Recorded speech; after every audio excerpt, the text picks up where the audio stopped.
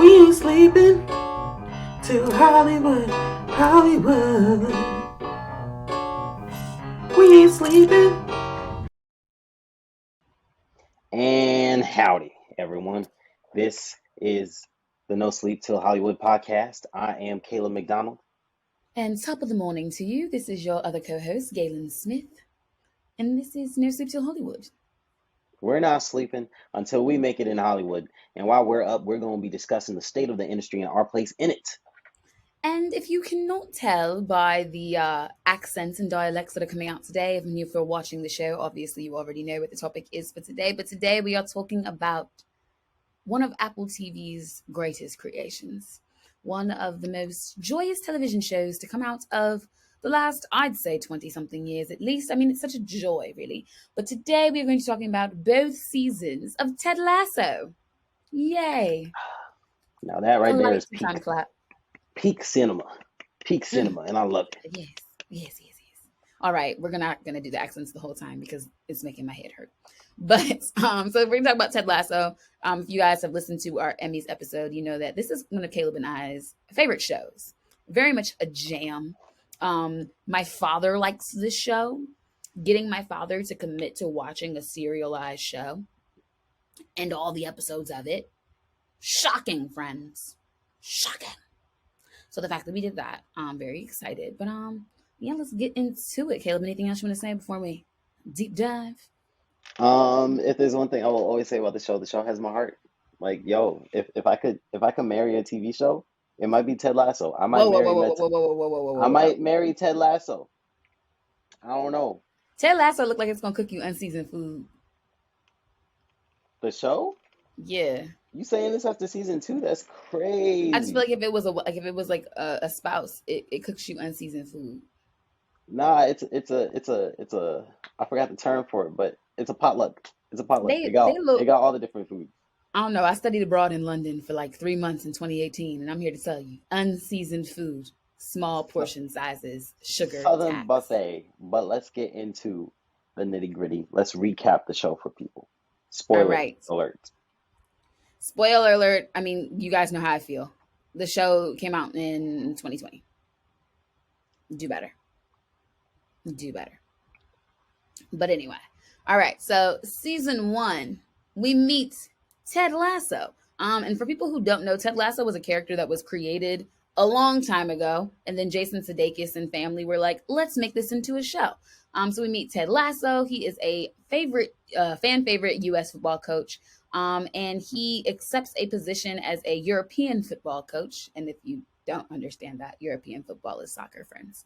But as a soccer coach in England for the struggling Premier League team AFC Richmond, Ted, they don't like Ted, okay? He's very American. He's very Southern. He knows nothing about soccer except what Coach Beard reads on the flight from America to London before their first meeting. So, he was really set up for failure, to be honest. But he's a likable guy.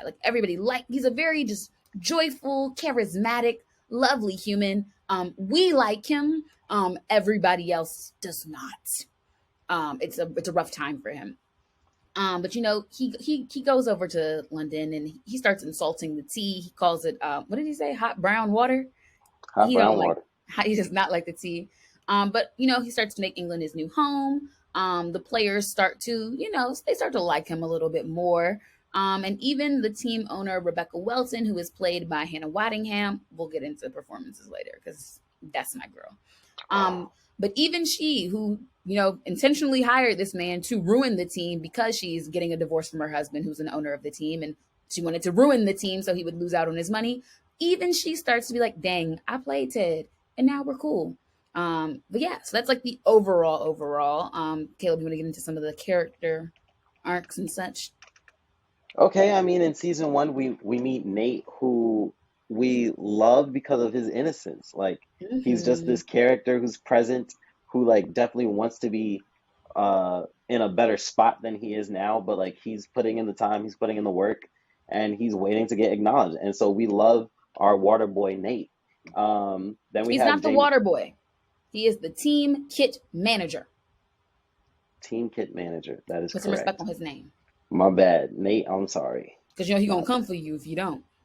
He will. Then we have Jamie Tart, who's the prideful star of the show for this team. Yes, he's prideful and arrogant. However, he does back it Hmm. up, which does create for this hierarchy in the locker room where everyone just adores him, unless you really hate him, like Roy Kent. Now, Mm, that's not saying a lot because Roy Kent hates a lot. he does. Roy Kent lives and breathes hate. It's how he plays the game and plays it so well. He's an old head who's still great at the craft, just not as great as he used to be. And then there's Keely, who is Jamie Tart's girlfriend, soon to be ex-girlfriend, as she does fall for Roy. And of course, we have the Diamond Dogs, Higgins and Coach Beard. Those are Ted Lasso's right-hand men.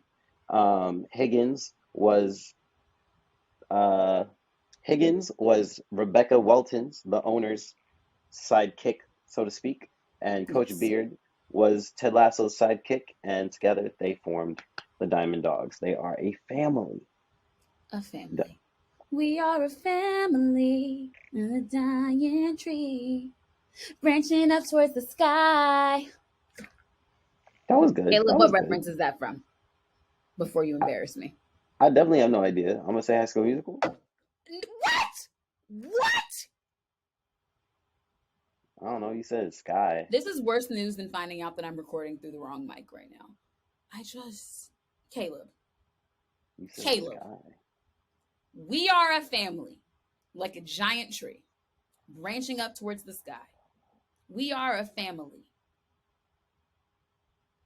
I know we are family. All my Dream brothers, sisters, Girls, and me. Oh, I have seen that movie. the movie, not the musical. I just said I have seen that movie. No, I'm saying because the song's not in the musical. Right, and I've seen the movie. Like I said, I'm on the same page.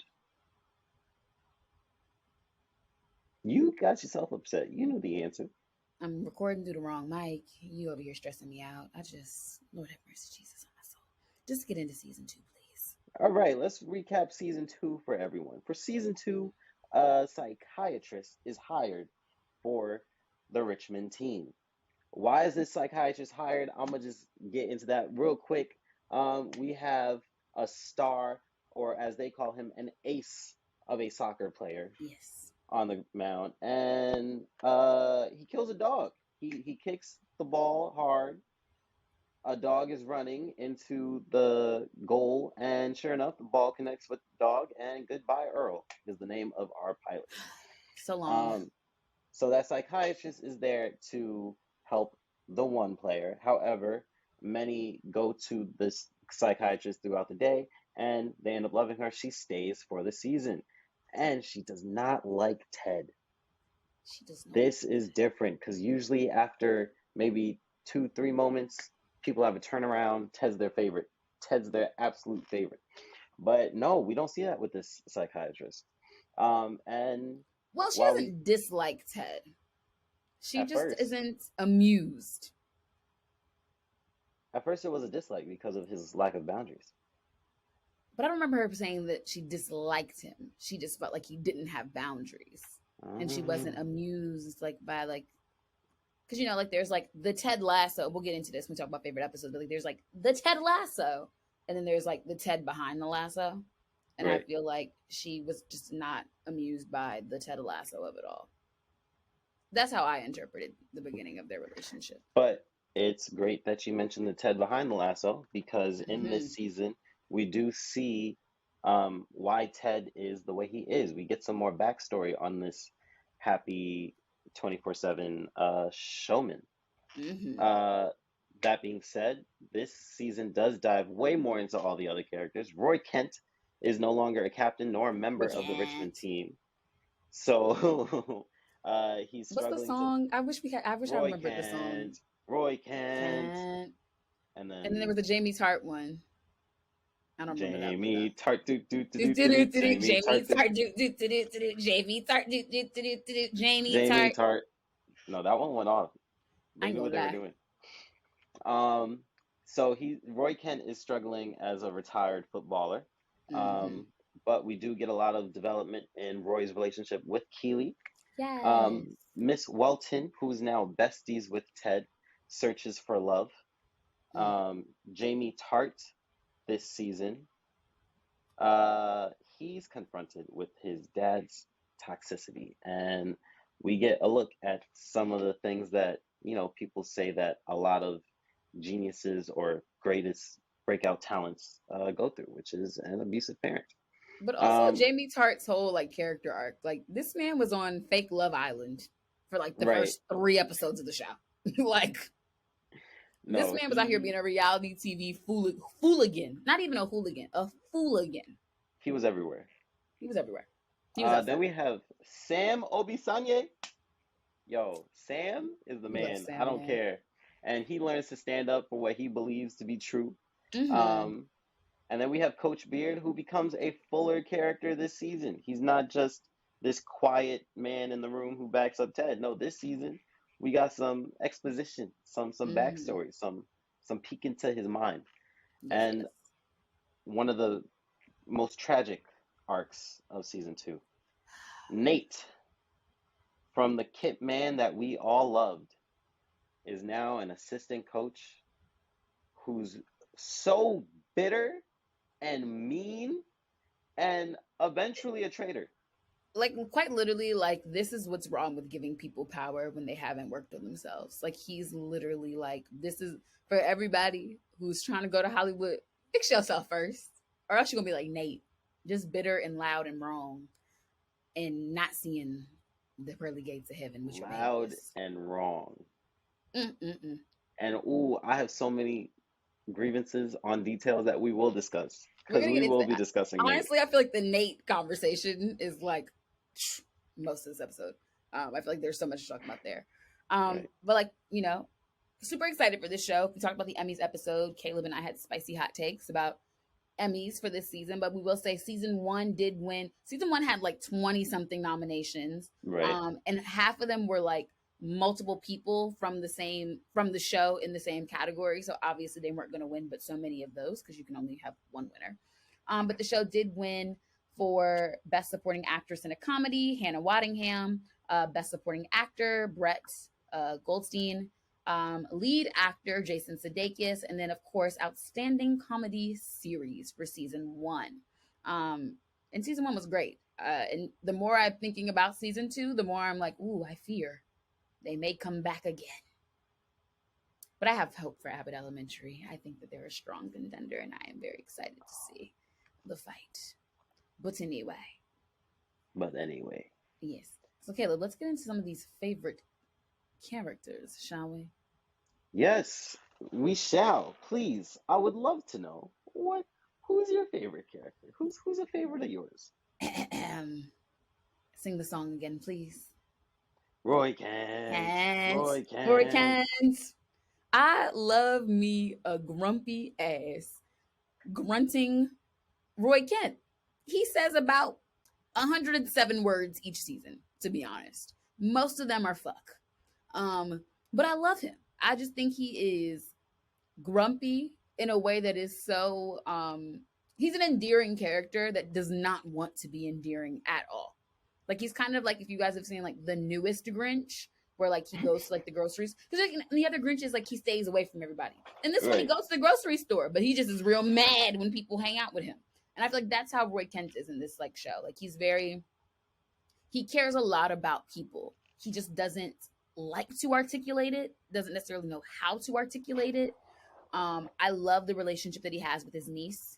Like that little girl in him, like that's his soft spot, but also it is such a great mirror for all of his bad behaviors. Right. Like there's an episode where the teacher has to call him in because she's cussing up a storm, and it's like, oh, she got it from you. Like, I think it's just he's a really well-written character. I think he serves a really strong purpose in terms of subverting what we think a star athlete should be. In terms of like, yeah, he's grumpy and he doesn't say a lot, but he's an emotional dude, a very emotional dude. I also really love in season 2 when he starts dating Keely, and then like he's annoyingly like clingy, and like they have to all figure out a way to tell him like, please leave her alone. Does Roy Kent have the qualities of your dream man? I wouldn't say all that. Okay. I don't know. From the way you were talking about him, I had to ask. I love him. No, I love him, but I wouldn't say that. I don't think But like the qualities though, not him. Not No, him. I'm trying to think. I mean, Okay.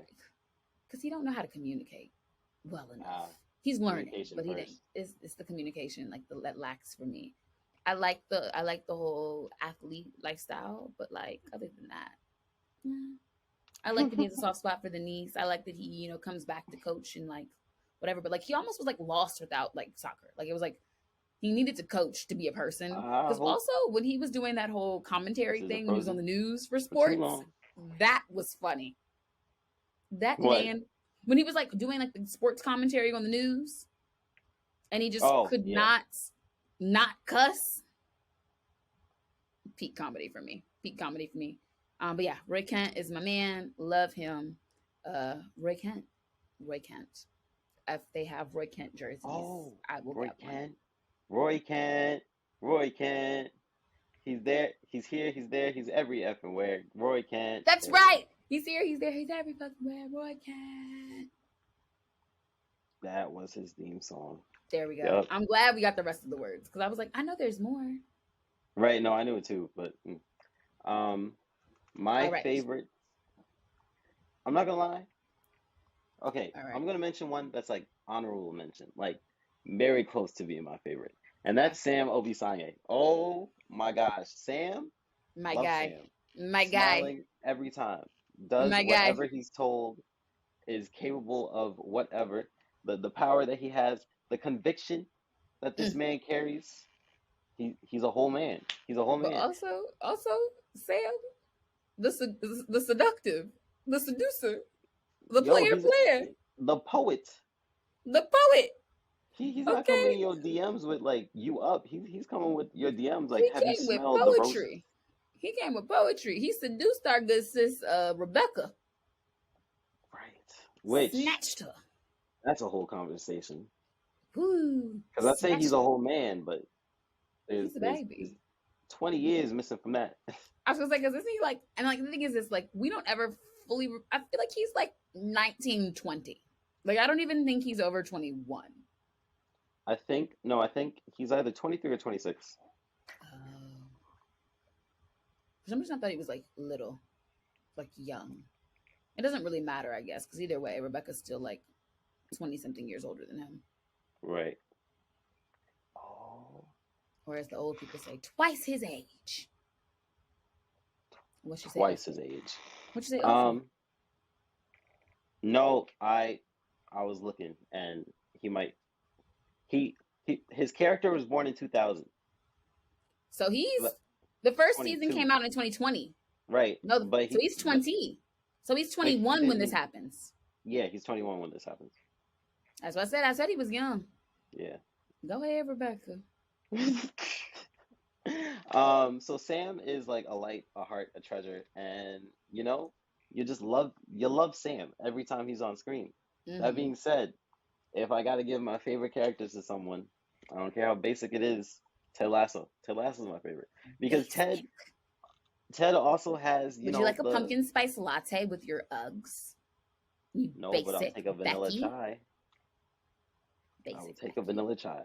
No, but Ted Lasso, because where he's just positivity and sunshines 95% of the time, Mm-hmm.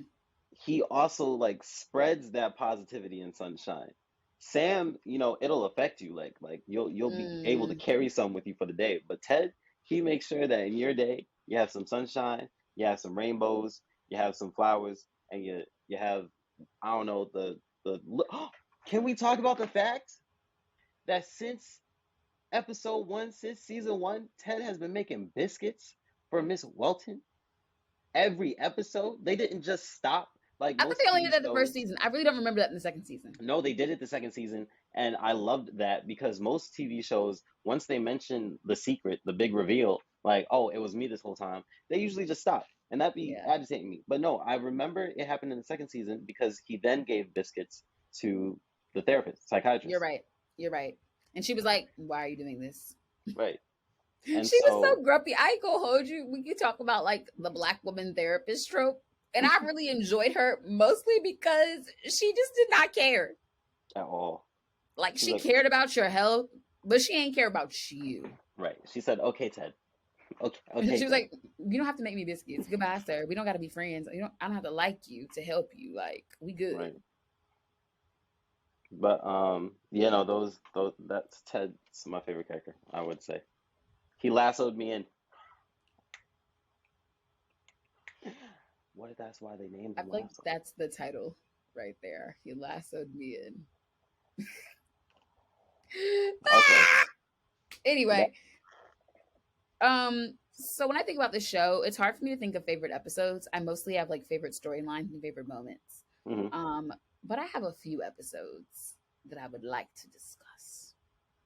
Um, Again, I think I think that the Ted Lasso pilot is one of the best pilots I have seen in a really long time. Mostly because I think we meet almost every character that we're going to meet, save for Right. like the therapist, and like Rebecca's husband. But we hear about him, so that's enough for me. But we meet almost every character, but we get everything we need to know to invest in the world, which I love. It's not my favorite episode of ever, but I just really Mhm. wanted to highlight that of like I just love that we understand that he left America. We kind of start to feel like understand why he wanted to leave America. We see the drama with his wife. We see like the Ted Lasso facade kind of melt a little bit. We see so many things that we're like, oh, I'm here. And honestly, every time something surprises us in the show, I'm like, but they told us this in the pilot. Like they told Right. us. We just weren't listening. Well, So I love that. Go ahead. no, I was just saying. I mean, some of us were listening. We But were if you weren't listening, but we listening, weren't you can say that. listening. Hmm. This is why we're not French. I just want you to know that. We are not French.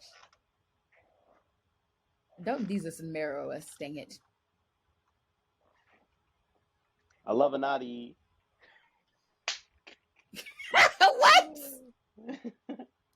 um, But but to your no. Okay, point, so season one. Go ahead. oh no, to your point, season one, episode one, and season two, episode one, like they have strong starters. Mm-hmm. If we're talking about this show about football, they have great starters because season one, episode one, and season two, episode one, they told you what the show was going to be about. They Yep. told you how the show was going to feel this season. They Yeah. told you that all the issues that would be coming up this season. Those are impeccable episodes. I want to co-sign. And they're just like not boring. Like I think sometimes pilots can be like boring. Right. Like it can be a good pilot, but boring at the same time. And I feel like this was like good and entertaining. So I really appreciated that. Honestly, I have so many favorite episodes. What did I write that wrong for? I wrote one of these wrong in the notes. But Tan Lines for me, season one, episode 5, smack dab in the middle of the show of the Hmm. season. And it's the episode where his wife and son come to visit him in London. And that sounds endearing, and it is not. It is one of the saddest episodes of the show to be because at the end Yeah. when they are in when he's crying when they break up and it's raining outside and it's nighttime, I as a child of divorce, it really don't take too much in a divorce storyline to really get me. So that one really did way too much. And it hurt so well too It because hurt so it's good. not like there was anything that was done, you know? It wasn't like, oh, no, we're happy for one person because they got away from a bad situation. No, this was, I'm sorry, it just cannot work. And it's like, no It one just wants to didn't face work. that truth. And it was just very sad. I think it's like because you feel so bad for the baby. Because like he's just there and he's so happy to see his dad running around that soccer field. And the mom is like, you can just tell something's off. Mm, Like you can just tell they're trying, but it's like you're watching it and you're like, I hope this works. I hope this works. But you know it's not going to. And I think right. that's why it was so difficult for me to watch. And it's just like, again, Ted is such a light and a joy and all these things. So when bad stuff happens to him, you're like, dang, not Ted. Not his. Your other favorites? Okay, so I loved the Make Rebecca Great Again episode, season one, Hmm. episode 7. Get her back Just out because there. because we got Rebecca, a little bit more of Rebecca's storyline. We got to leave, the town that we were in, go somewhere else. But I also just really liked that it was like the weekend of this away game is also the weekend of her anniversary and having to deal with that. but it's also the episode where Ted has his first major panic attack on the show. And we really get to deal with like these issues of mental health. We get to deal with what happens when the person who's always making other people happy cracks and breaks. But I think the way it happens is so jarring in terms of like Ted is always howdy, and then like his hair is always a certain way, his mannerisms are a certain way. But then when I think it's Nate who opens the door, or somebody opens the door, and it's just like he falls, or we see the panic attack outside. I'm sorry, I've conflated two episodes. We see the panic attack outside on the ground, and there's another episode where we see that kind of Ted fall away after the panic attack, and it's just like a very jarring, like, this isn't who we know you to be, and it requires us as an audience, who in some ways have become Ted's friends, to investigate how we feel about that. In terms of like, how do we show up for Ted? How do we show up for the people in our own actual lives who are going through these things? But I think it's just such it's a fun episode. I'm pretty sure that's also the episode where like we hear Hannah Waddingham sing "Let It Go" from Frozen. Like, it's a great. Yo, sis could sing. I didn't know that she was like a singer. Like, she's really a singer. Like, I think she has music somewhere too. Like, sis. Like, everyone go support the good sis. We love her. We love her every day. Caleb, what are your favorite episodes? And we'll come back to my season 2 picks. But okay, my favorite episode, I gotta say, hands down, no weddings and a funeral. Really? Now, if I can turn everyone's attention to this excerpt from a very important piece of work in our culture. I just want to tell you how I'm feeling. Gotta make you understand. Never gonna give you up. Never gonna let you down. Never gonna run around and desert you. Never gonna make you cry. Never gonna say goodbye. Never gonna tell a lie and hurt you. Like, yo, listen. There's no reason why that song should have had me tearing the way it did this episode. And every time I've heard it since, tears, absolute bawling, because it was a funeral episode. We had Miss Welton, the team owner.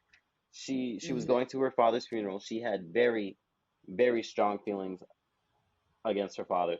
And we saw grief in all its stages. We saw people having to make decisions, what grief can bring out of people. And at the end of the episode, like, the thing that was able to make everything go by easier was the fact that everyone did have their community. Everyone had their person. And it just goes to show the strength of, like, human connection. And that's why I love that episode so much. That's a favorite episode for me, hands down.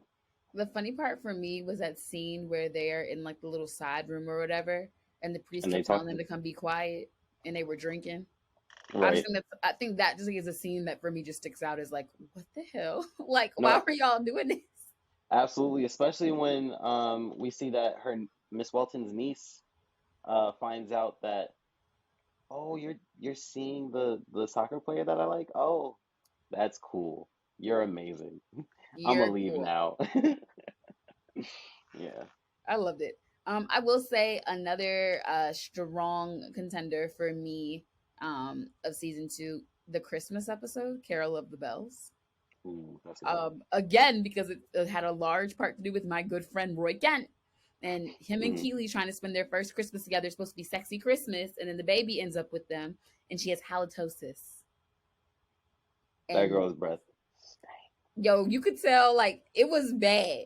Whatever it was bad. Because she was getting bullied about it. The poor baby. And they're trying to run around and find a dentist on Christmas Eve. Right. I just thought that was such a funny, it's just, like, that storyline was funny. But also this moment of, like, Ted's, it wasn't his first Christmas, I don't believe, that we see in the show.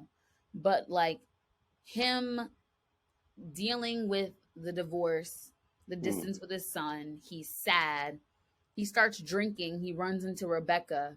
And then Rebecca takes him along on her general Christmas holidays of like dropping off presents to needy children, and they start to bond. You have the Higgins opening their home to all the players and people Right. actually showing up this year, and then it just becoming like a nice hunch luck, to go back to our earlier conversation of Christmas traditions and Christmas. I just think again, the whole show is a feel good show, but I think that episode for me is just like warm and it's joyous. And I think honestly, I think it's a top 10 Christmas episode of all time. But it just brings such a happiness and a light and a fun to it that I just really appreciated.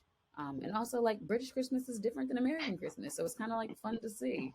They ain't got enough Frosty the Snowman for me over there, but it's cool. If you say so. I listen. I love Frosty. I love Rudolph. I like Home Alone. I like Unaccompanied Minors. I like all the Christmas things. I need my Christmas movies on time. No, same. I will co-sign that statement. Christmas movies are a staple. Isn't it funny that one of our professors is like the king of Christmas? Oh yeah, that's right. He be doing When I found that out, I was like, "Dang, you're right. Every Christmas movie there ever was, don't you?" I need to be writing the movies. I need to be writing again. Sorry, that was just a reminder to me. I was like, so it's accountability time. Is it accountability time? Yeah. You gonna write a script? Beep. Yeah, no, I need to write. I've been slacking. But the problem is I know what I'm writing next. I just haven't spent the time organizing it. But once it's organized, I'm gonna come back on this pod and I'm gonna let y'all know I started writing and I'm pages in. Now everybody who's listening to the podcast before y'all and y'all watching it, y'all know what face I'm making. It's gonna happen. Let me quote you a piece of inspiration for you. Excuses are the tools of the weak and incompetent, used to build monuments of nothingness and bridges to nowhere. Those who specialize in them seldom amount to anything. Therefore, there are no excuses. There are no excuses. There are no excuses. That's crazy because I didn't even make excuses. I just straight up admitted I've been slacking. You said I need to organize it first so then I can write. That's part of my writing. Well, start making excuses. Why ain't you organized again? Why ain't you organized again?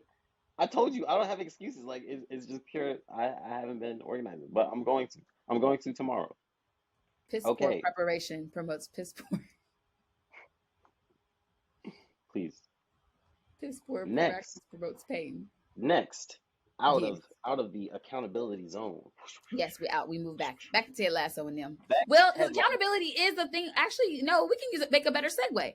Accountability is a rule and a theme in Ted Lasso because Ted is always, holding his players accountable to their actions, always, causing them to reflect on their actions. One of the things that I think is interesting in one of the articles that I read in prepping for the episode that kind of just like changed my mind. This relationship between Sam and Rebecca and how there's no accountability for this relationship. It's cute. It's sweet. We root for them, but like she's 20 something years older than him. She is his boss. She is a white woman of wealth. He is a black immigrant who's playing for her team. And how like there's just so many power dynamics there that are just kind of like ignored. Mm-hmm. And so I feel like that's like accountability in itself. But Caleb, how do you feel about this relationship? Because I didn't think about it honestly until I read it. And now I'm like, oh dang, that is. I do think the show was able to deliver this relationship to us in one of the safest ways possible. And I say that because for those who watched, we know that an app, Banter, had entered the scene.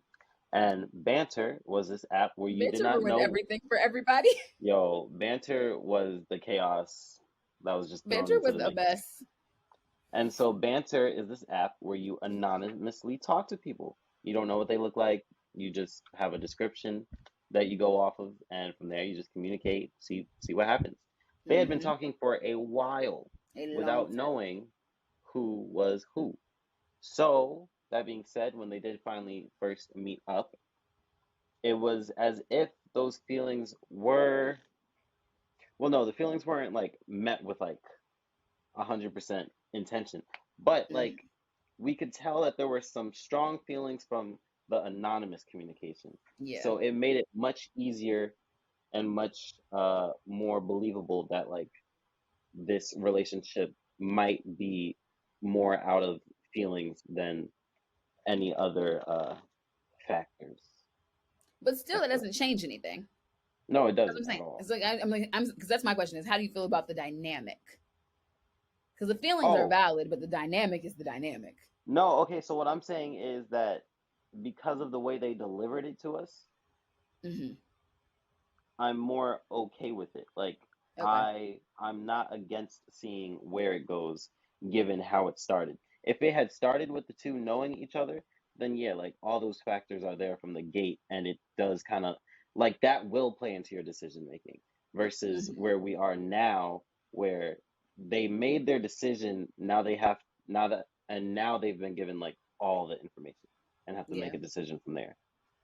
So that's I what think I'm saying. it's interesting. I didn't think about it. Now that I'm thinking about it, I'm like, oh, that is spicy. Like, I don't know, they shouldn't have been out there.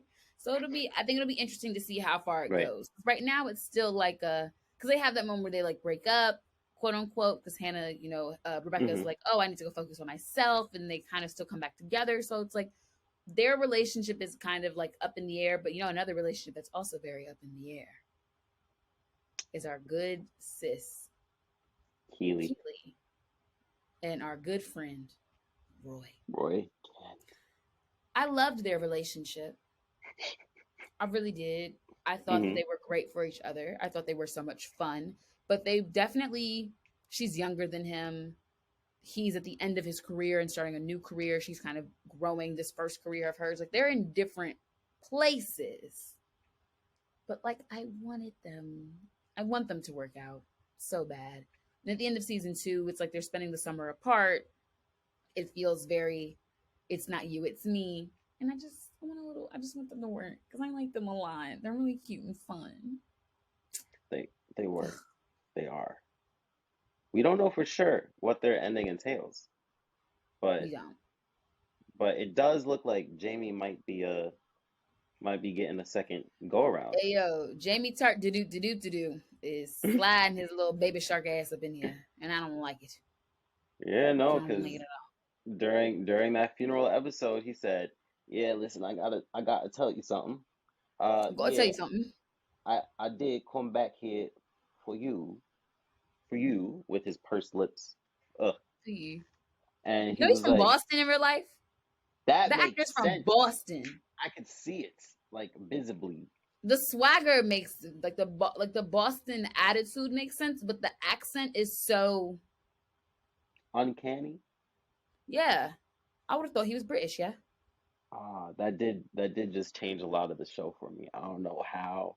Not in Everybody on bad that show ways, isn't even but British though. Like half of them, it's very like half and half on the show. I feel like. I believe it. I was always curious because I was like, okay, so what? Did they just like take Jason Sudeikis and like fly him out, I mean, low or did they key, create because they this? film in London. That's the thing. Like Okay. that's part of the thing about like his initial vision for the show was 3 seasons, and part of why he's a little bit more reluctant to do more than 3 seasons is like he spends like 8 or 10 months out of the year in London filming the show, Hmm. but his family is here. Which like I understand, but like can't you just move your family to London? I feel like that's a reasonable solution. I mean, you don't think wife has goals and stuff in place? You don't think the child has like stuff in place? They might, but the show is my serotonin. So I need us to all make a sacrifice Gotcha. for my serotonin levels. You need happiness Yeah, on I need screen. happiness. It's dark times out here in these streets. And I feel like the happiness needs to be prioritized. So that's why I said he could bring his family with him. I didn't say he had to move out there by himself. I said he could bring the friend, bring the children, bring the wife. If she got like a best friend or two, bring them too. It's okay. There's space in London. They got space. Fly out the whole village. Yeah. He got money.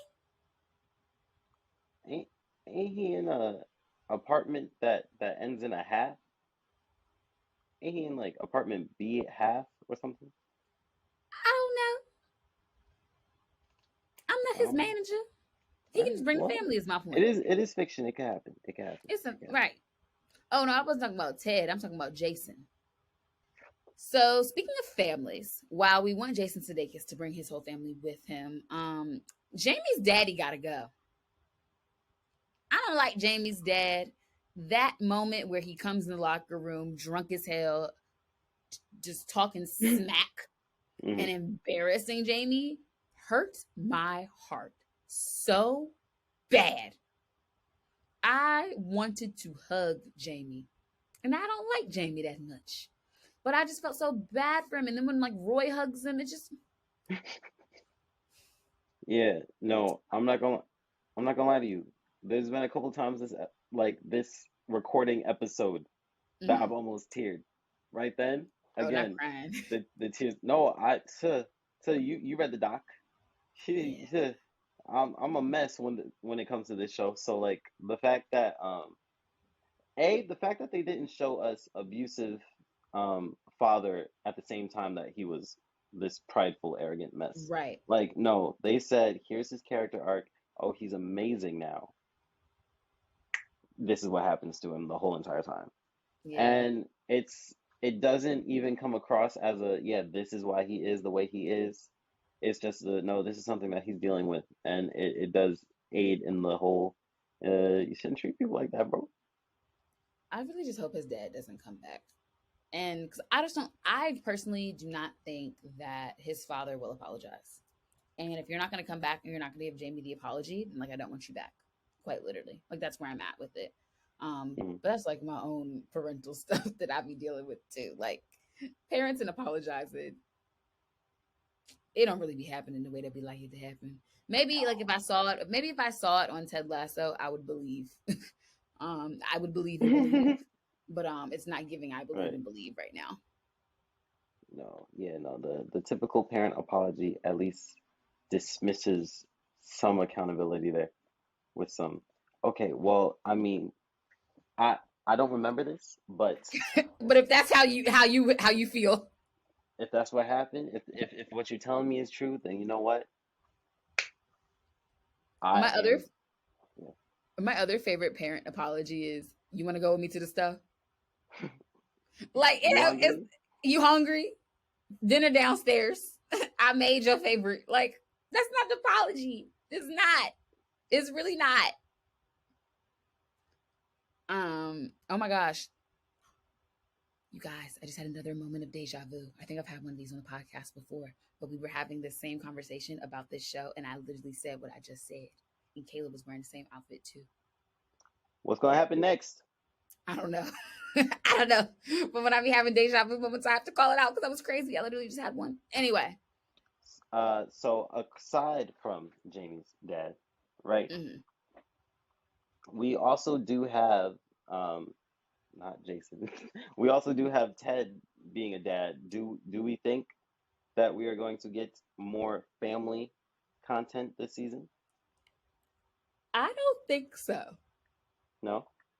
I really don't see a way for it to happen unless like his son starts acting badly at home and then the mom sends him out there because a boy needs his father. Right. Like I just don't see a natural way to bring his son across the pond, as they say. I would love it. I think those are some of the sweeter moments where we do see him, Hmm. with his son, whether it's on FaceTime or in person. But I don't see a natural way to really bring Well, the son in full time. I think one natural way is they do have to break it to the son that they're getting a divorce. I thought they already did. Did they? In person? Not in person, I don't think.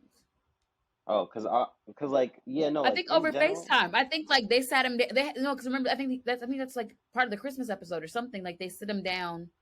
She's with him. He's on FaceTime, and I feel like they said they have that conversation. gotcha. And how do you think Ted's story is going to play out in general? Like, aside from family, with the team and everything involved, like where do you see the rest of the show going? Because season three, as we Hmm. have been told, is the final season of this Final season. masterpiece. A shame. I'm actually crying. Um, I have no idea. I think like Ted. I want. I want. I want a full Ted. Like I want to see Hmm. a Ted that is happy, but doesn't push and rely on the facade. Like I want to get Right. to a point where he starts to balance. And not that I want him to be a different character, but a character that can just be a little bit more Hmm. rather than like perform for everybody else. I don't know what that term like what that looks like in terms of like episode by episode and like what that means for him, but like I want that. I would like to see him find maybe a lady friend, you know. Right. He does have something going with Miss Walton's sister. Sassy. That's not his sister, that's her friend. Oh my gosh, I just got all details all mixed up. I was like, because But remember, she's the aunt to her daughter because they're close. right, It's like she's using black family logic, not real family logic. which is why we stand Miss Walton. She's down with You the keep calling her Miss Welton. That girl name is Rebecca. It is Remember actually they, Rebecca. remember when they called her Old Bex? That Because was that her was a husband nice got with lie. Young Bex. That was That was so that was disrespectful. That was so right. disrespectful. She should have snatched everybody. Should have. But If she had been out there swinging on everybody, I would have just been like, "Yes, girl, she could take fight them them." too. She could. She a tall woman. Okay, she's kind of strong looking. That's a tree, a um, walking tree. in terms of Ted's storyline, I do think okay, so look, I'm somebody who pays attention to the lines of dialogues, not Hmm. closely to everyone apparently, but to most of them. That being said, at the end of season two, the end of season one, or somewhere in between there, Ted talks about how they're going to come back, they're going to surprise everyone, and they're going to win the whole thing. So that means they're either going to win the whole thing or they're not. Like it's already set up for that binary. Now, where do I think this is going to go? I think that this is going to turn and them losing, and then Ted Lasso doing his Ted Lasso thing, where he mentions that it's not always about winning. Hmm. And so I think maybe even with Nate, who we will talk about next, Hmm. Nate turned into this evil, uh, just evil, bitter character. And so I A think that super it's villain. possible that we don't see that change ever.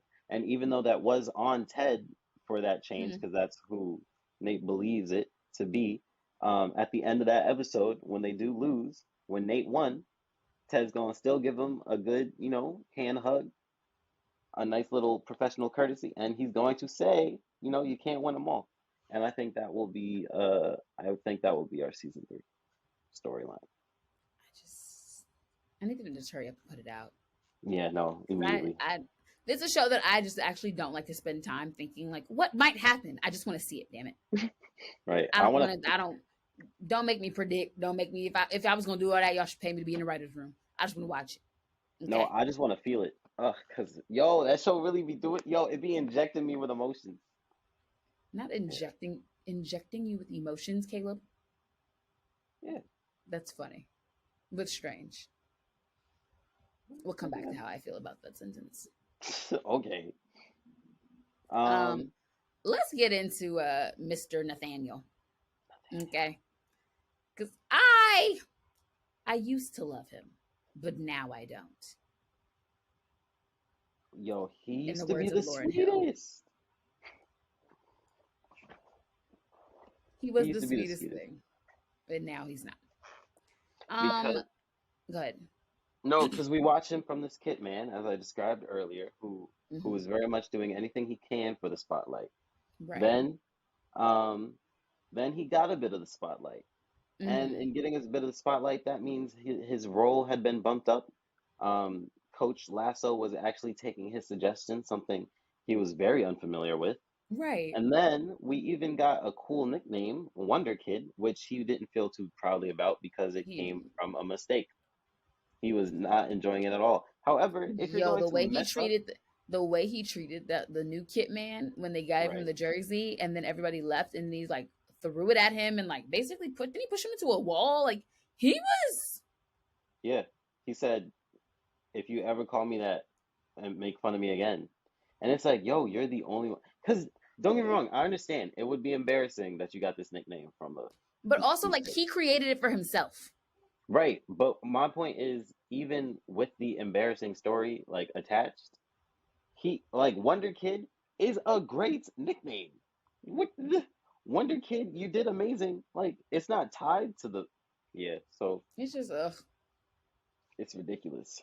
I was But like so unhappy with the arc until the final episode of season 2 where I was like, "Oh, I see what we're doing." Cuz at first I was just like, "Why is he so upset? Why is he mhm, walking around with a chip on his shoulder? Why is he mean?" And I didn't get it because we wanted season 1 Nate. And right. season 2 Nate is the same person, but I think it, again is like there was if you watch season 1 again, there was so much insecurity. Cuz I think a Hmm. lot of us thought he was sweet and humble, whereas now you're like, no, that was insecurity. That was a lack Right. of confidence. That was a lack of understanding of who one is. And then in season 2, it's just like everybody does not have it out for you, friend. And every time anyone did anything to him, it was, well, why would you say that? Are you making fun of me? Are you trying to hurt me? And it's just like, no, like it is what it is. And I think it's Um, sad. I mean, like you even see like with the dad of like he's doing well, and then his father still is, like I think that season 2 was honestly the season of dads not getting it because you have right. Jamie Tartt's dad, you have Nate's dad, who's like, okay, you called one play, like, and Yeah. I think those dad relationships for these young men really shape how they're able to deal with people. I think it's also interesting to be said that like there are only 3 women characters that are like recurring or regulars Hmm. in the show. The owner, Keely, who just became a girlfriend and then worked her way into having a real job, and then the therapist. But in all 3 of those roles, they are still jobs that these women have in service to men. So the show really is largely about male relationships and Right. masculinity and toxic masculinity. And it's like, it's so funny because Nate becomes the toxic masculinity while Jamie like they reverse places almost. Right. No, It's like Jamie no. becomes an accountable, sensitive, communicating man, and Right. then Nate becomes, she said no. Why would you say no to me? No, and something that I do love is Nate is wrong. And Yeah. now, when I say Nate is wrong, he is very deeply affected by his relationship with Ted Lasso. And we Mm-hmm. hear it when Ted finally addresses Nate because Nate had released to the public that Ted had a panic attack. It was That not was so actually rude. stomach issues. Very rude. That's personal information. And so when Ted finally addresses him, what did I do wrong? What do I have to learn here? Nate says, you gave up on me. You made me feel special, and then you threw me away.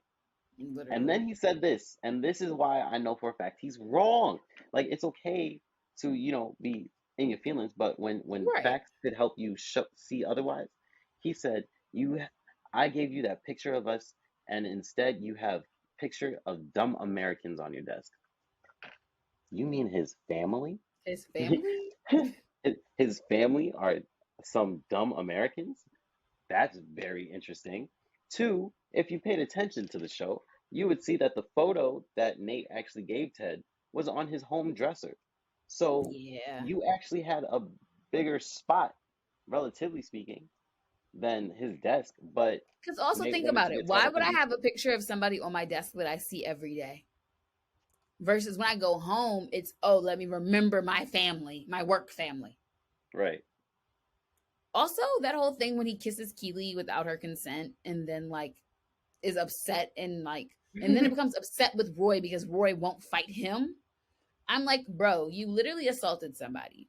And then you're mad that her boyfriend isn't going to fight you back because he thinks that y'all are friends and therefore doesn't see it as an affront on his masculinity. But because he won't fight you, it's an affront on your masculinity. Like, it's just like such a circle of just like his logic is so confounding this season that Yeah. I'm just like, all the goodwill that I had for you in season 1, I no longer have for you. And then at the end, when we see that final, shot of him in the season 2 finale, when he has completely white hair, and now he's, coaching for Rebecca's ex-husband's new team. Whew. I just, Ted Lasso is an amazing show. It's one of my favorite shows of all time. Nate is irking me, so I'm very excited. Honestly, I'm mostly excited for season 3 to see what Nate is going to do. Right. That's really the big draw for me. Because I will say, and I say this about every single part of Ted Lasso, if I'm being real honest, but with Nate's storyline, they are either going to redeem that man, and if they redeem that man, I'm going to cry tears. I don't think that being said, if they don't redeem that man, I'm going to bawl tears. What could they do to really like redeem him in a way where you're gonna be like, oh? To redeem him, it could be a matter of Ted Lasso doing his best, ignoring those boundaries that should be there, and trying to repair his relationship with Nate. Because the same thing that you could say about his team, like, you don't give up until like the final quarter is over. You don't give up until you can't anymore. So, and that being said, if we see Ted Lasso trying, even though the efforts aren't working, and then it eventually works, I am going to cry. I'm going to cry tears. I'm going to bawl. I can see it, and they probably will do that. But like, the jaded in me is like, nah, he drew lines in the sand. Let him live where would he live with? What Big Sean just say? R.I.P. to some niggas. They not dead. They just dead to me. That's how I feel about Nate right now. That's a line. That's a line. Shout out. Did you feel this way about Jamie Tart though? No, because Jamie Tart didn't do anything so egregious that I was like, oh, that's true. Like, Nate has done some egregious stuff. Some stuff that, like, if in real life that happened to you, you probably would beat him with a baseball bat. Somebody's getting jumped. In a yellow dress. Right. So I just don't have it for him right now. Maybe, like I said, season 3, I might feel differently. But as of right now, in that particular beef, I'm what? Team Lasso. Whoop, whoop. Every time. Every time. And with that, I would say that should wrap up our discussion on Ted Lasso. Like we said, great show. I'm excited to see what the Emmys shakeout is for season 2. Because a lot of good work. As much as I don't like Nate, I think the actor who played him did really solid work. And if I have to see Tyler James Williams lose an Emmy, I would like to see him lose it to him for this season. But that being said, this has been an episode of No Sleep Till Hollywood. As always, you can follow us at No Sleep X Prod. It is your girl, Gaelyn Smith. You can follow me at GSmitty with 2 T's and 4 Y's on anything with an @ symbol. And it is your co-host, Caleb McDonald. You can follow me at Caleb Subtitles with anything that has an @ symbol. And until next time, everybody, thank you guys so much for listening. Good night, good morning, good afternoon, and we'll see you next time. Bye, guys. Buenos dias.